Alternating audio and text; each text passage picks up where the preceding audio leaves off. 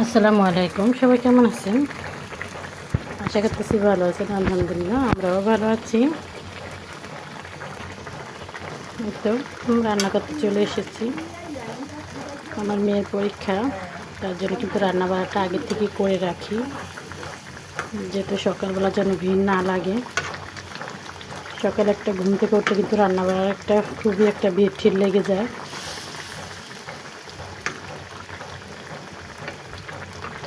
আর যেহেতু বাচ্চা মানুষ অল্প একটু ভাত খায়, তার জন্য কিন্তু একটু ভালো ভালো খাবারই রান্না করতে হয়।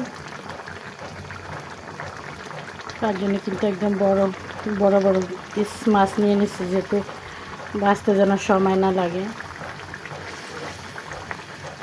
আর আমরা মানুষ দুজন, এত বেশি একটা রান্না বাড়ার একটা প্রেশার করি না, অল্প অল্প রান্না।